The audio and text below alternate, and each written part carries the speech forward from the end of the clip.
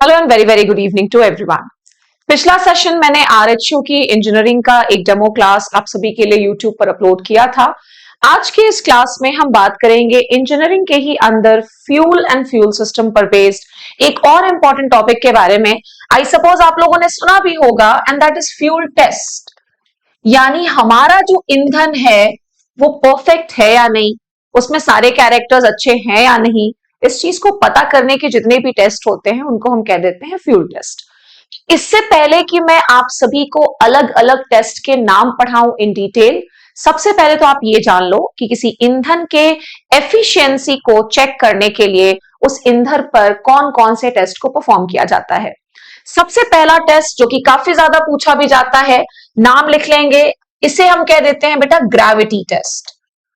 कभी कभार बड़े सिंपल से भी क्वेश्चंस आ जाते हैं इंजीनियरिंग में कि बताइए ग्रेविटी टेस्ट क्या बताता है, या फ्यूल को टेस्ट करने के लिए क्या ग्रेविटी टेस्ट कोई आधार होता भी है या नहीं होता है।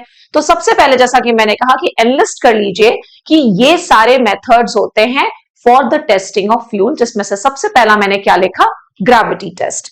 ग्रेविटी टेस्ट के बाद लिख लेंगे डिस्टिलेशन टेस्ट। मैं एक एक टॉपिक पर आऊंगी फिर डिटेल में, लेकिन उससे पहले प्लीज एनलिस्ट कर लेंगे सारे इंपॉर्टेंट टेस्ट के नाम। दूसरा होता है डिस्टिलेशन टेस्ट, मैं इस पर भी आऊंगी कि डिस्टिलेशन टेस्ट हमें क्या बताता है। तीसरे टेस्ट का नाम लिख लीजिएगा जो ईंधनों को टेस्ट करने में काफी ज्यादा यूज किया जाता है, इसको हम कहते हैं वीपीटी। आप देखना व्यापम का एक ट्रेंड है, चाहे अभी लास्ट पेपर जो आरयू 2023 का हुआ, या फिर उपार्जन का पेपर 2023 का हुआ, या आप 2017 के आरएचयू या आरयू के पेपर को देखोगे तो आपको एक ट्रेंड देखने को मिलेगा कि अक्सर आपके पेपर में फुल फॉर्म्स भी पूछे जाते हैं। सो वीपीटी में टी का मतलब तो समझ में आ गया होगा कि वो तो टेस्ट ही होगा। वीपी का मतलब है वेपर प्रेशर टेस्ट। ये टेस्ट भी ईंधन के एफिशिएंसी को पता करने का एक बहुत इंपॉर्टेंट तरीका होता है। सो फिलहाल मैंने आप सभी को 3 टेस्ट के नाम लिखवा दिए। चौथे टेस्ट का नाम लिख लेते हैं सल्फर टेस्ट। बहुत इंपॉर्टेंट है, ध्यान रखिएगा, किसी भी ईंधन के एफिशिएंसी को चेक करने में सल्फर टेस्ट एक काफी महत्वपूर्ण टेस्ट माना जाता है। नेक्स्ट हम लिख लेते हैं 5वें टेस्ट का नाम जो कि है कार्बन रेसिड्यू टेस्ट। ये भी बहुत इंपॉर्टेंट है। थोड़ा बहुत इसके बारे में आपको मैं बेसिक जानकारी दूंगी, वैसे बहुत ज्यादा सवाल नहीं पूछे जाते हैं यहां से। Carbon residue test. इसके अलावा 6वें टेस्ट का नाम लिख लोगे गम टेस्ट। ये वो वाला गम नहीं है जो जीवन में होता है इंसान को, एक्चुअली गम का परसेंटेज पता करता है ये फ्यूल में। So that is known as gum test. Gum test के बाद हम लास्ट लिख लेते हैं फ्लैश टेस्ट।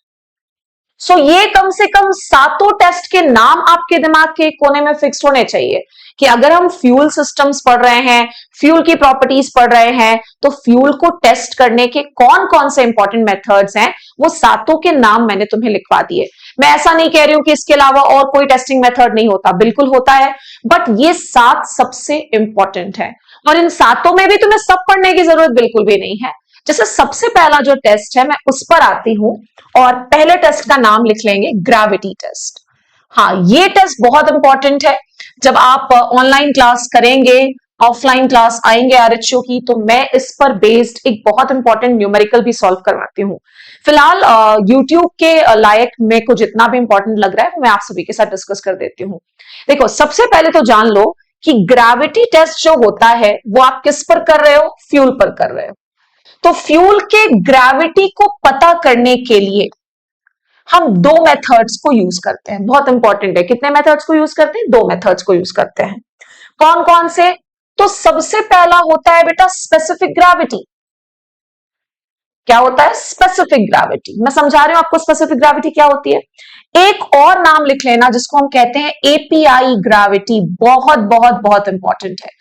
पिछले बार के आरएचओ के पेपर में एपीआई ग्रेविटी से, स्पेसिफिक ग्रेविटी टेस्ट से कोई क्वेश्चन नहीं आया है। सो डेफिनेटली आने वाले समय में ये वाला टॉपिक बहुत इंपॉर्टेंट हो सकता है। अब आप एक वर्ड देख रहे हैं स्पेसिफिक ग्रेविटी। ये जो स्पेसिफिक ग्रेविटी किसी भी ईंधन की मापी जाती है, ये एक इंस्ट्रूमेंट की मदद से मापी जाती है बेटा, जिसका नाम है हाइड्रोमीटर।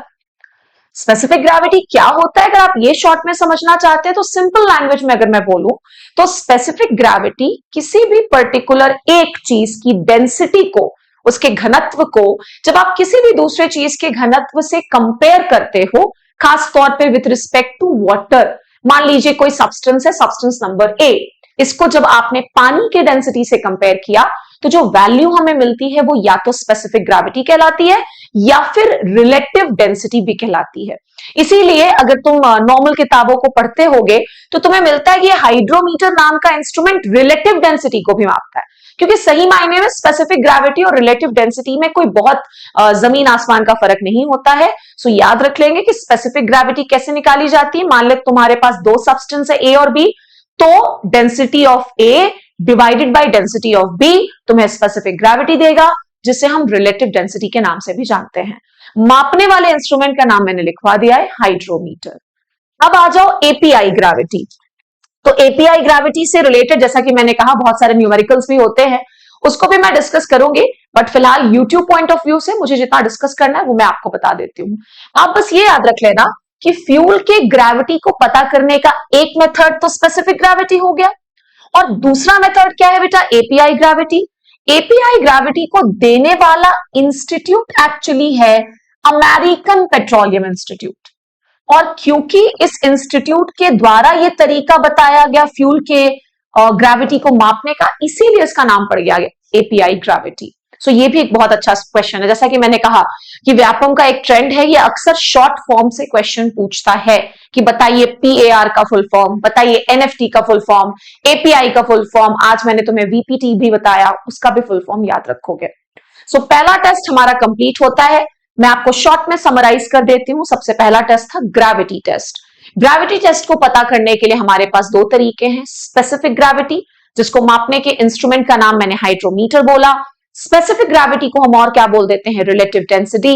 स्पेसिफिक ग्रेविटी या रिलेटिव डेंसिटी को कैलकुलेट करने के लिए तुम्हारे पास कितनी चीजों की डेंसिटी होनी चाहिए, दो। उन दोनों की जब आप तुलना कर देते हैं तो ये जो तुलनात्मक तरीका है इसी को हम स्पेसिफिक ग्रेविटी कहते हैं। दूसरा था एपीआई ग्रेविटी, क्योंकि इसको दिया ही था अमेरिकन पेट्रोलियम इंस्टीट्यूट ने, इसीलिए इस ग्रेविटी टेक्निक का नाम पड़ गया एपीआई ग्रेविटी। तो पहला जो टेक्निक है वो हमारा कंप्लीट होता है। आगे हम बढ़ते हैं दूसरे टॉपिक पर, जो कि मैंने आपको पढ़ाया था, डिस्टिलेशन टेस्ट। आपको बस सिंपली इतना जान लेना है कि जब आप ईंधन में डिस्टिलेशन टेस्ट करते हो तो क्यों करते हो। जैसे अभी तुमने पढ़ा ग्रेविटी टेस्ट कर रहे हैं हम स्पेसिफिक ग्रेविटी को पता करने के लिए, रिलेटिव डेंसिटी को पता करने के लिए, तो ये क्यों कर रहे हो। तो बस एक कीवर्ड है बेटा, याद रख लीजिएगा कि डिस्टिलेशन टेस्ट हमें बताता है वोलैटिलिटी ऑफ द फ्यूल, कितनी जल्दी वो भाप बन के उड़ जाएगा। इस कॉन्सेप्ट को अंग्रेजी में हम कहते हैं volatility of the fuel. So volatility of the fuel को पता करना है तो आप ग्रेविटी टेस्ट करेंगे कि डिस्टिलेशन टेस्ट, ऑब्वियस सी बात है डिस्टिलेशन टेस्ट, बस इतना सा पढ़ के कंप्लीट करना है। तीसरे टेस्ट पर आते हैं बेटा, जिसको मैंने शॉर्ट में कहा था वीपीटी, वेपर प्रेशर टेस्ट मैंने बोला था। इसमें में कोई बहुत बड़ी चीज आपको नहीं पढ़नी है, आपको सिर्फ इतना पढ़ लेना है कि वेपर प्रेशर टेस्ट को अक्सर हम आरवीपी टेस्ट भी बोल देते हैं।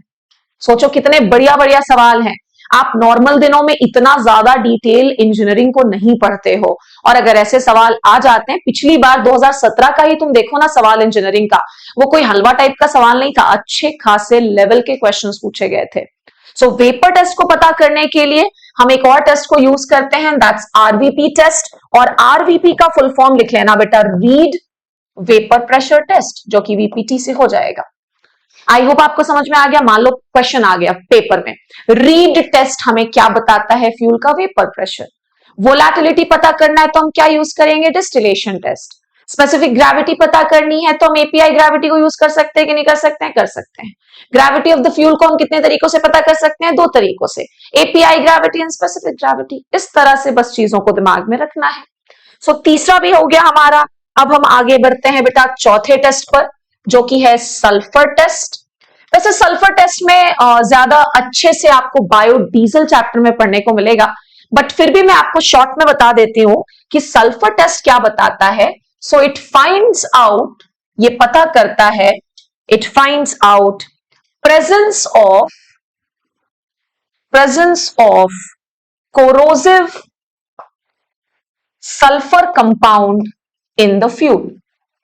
भाई नाम से समझ में आ रहा है ना, सल्फर टेस्ट अगर तुम कह रहे हो तो वो तो सल्फर की ही मात्रा को पता करेगा, किस टाइप के सल्फर की? Corrosive sulphur.